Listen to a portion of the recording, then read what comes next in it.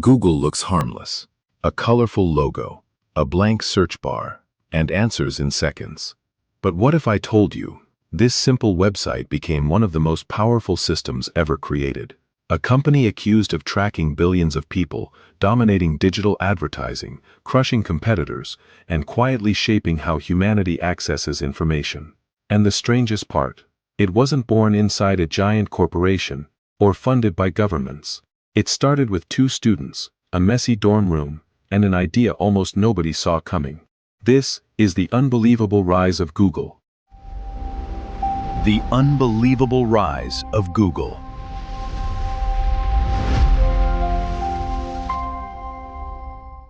To understand Google, you first need to understand what the internet looked like before it existed.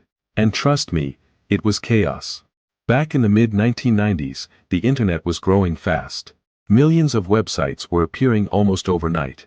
But finding useful information, that was a nightmare. Search engines already existed. Yahoo, AltaVista, Excite, and others competed for attention.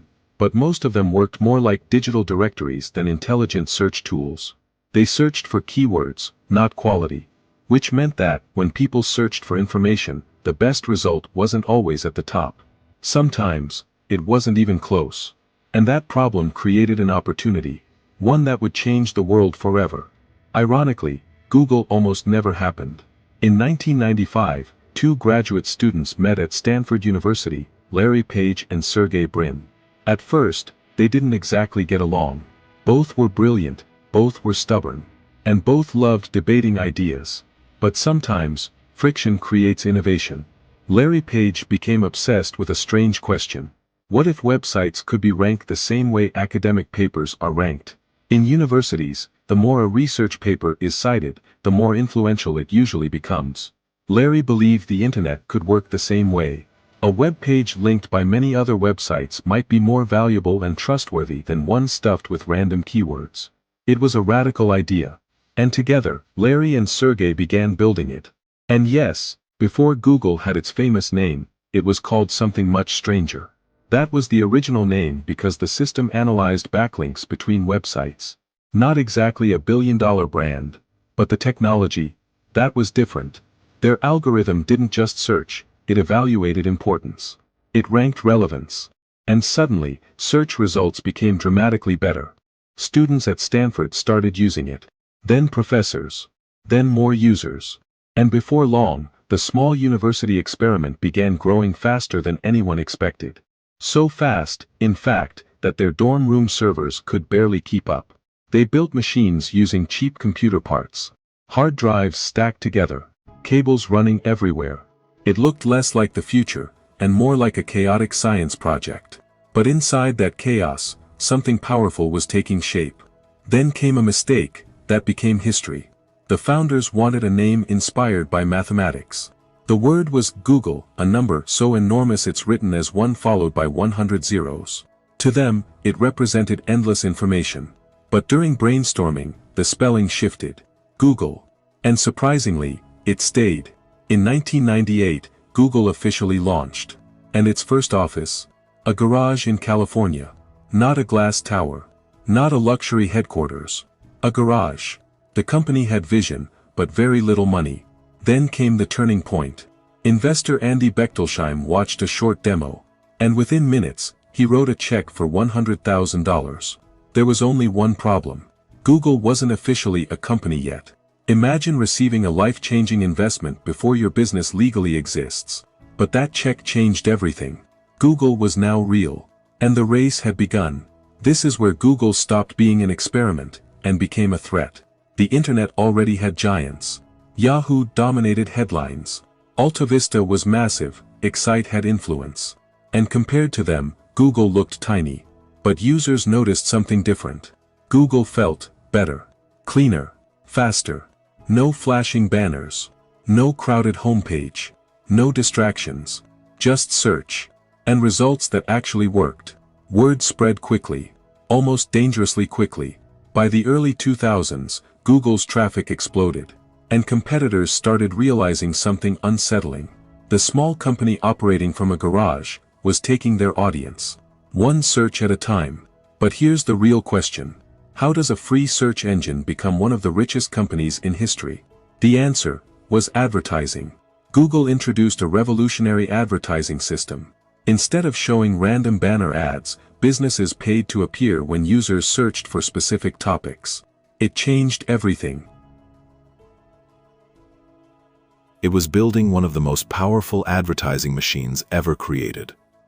Profits skyrocketed, and with money came power. Then Google stopped simply competing and started expanding. Gmail, Google Maps, Google Chrome. Each new product pulled more users deeper into Google's ecosystem. But one deal changed history forever. YouTube. In 2006, Google bought YouTube for $1.65 billion. At the time, many people called it reckless, too expensive, too risky. But history told a different story, because today, YouTube dominates online video. And Google kept moving. Then came Android. And suddenly, Google wasn't just living on desktop computers. It was inside smartphones, inside navigation systems, inside email, inside browsers, inside everyday life. The company had become something far bigger than a search engine. It was becoming digital infrastructure. But power always attracts questions, and Google faced plenty of them. Privacy concerns grew louder. Critics began asking uncomfortable questions. How much data does Google collect? Can a single company become too powerful? Governments launched investigations. Lawsuits emerged. Accusations of monopoly followed. Billions of dollars in fines. Some people argued Google helped organize the world's information and made knowledge more accessible than ever before. Others believed the company had become too dominant, too influential, too difficult to challenge. And perhaps the most uncomfortable question of all, if Google influences what people find, does it also influence what people believe? That debate continues to this day. But just when Google appeared untouchable, a new threat emerged: artificial intelligence. Search itself was beginning to change. People no longer wanted 10 blue links. They wanted direct answers, conversations, AI-powered assistance. And suddenly, Google faced something it hadn't experienced in years: real competition. The company that once disrupted the internet was now fighting to avoid being disrupted itself.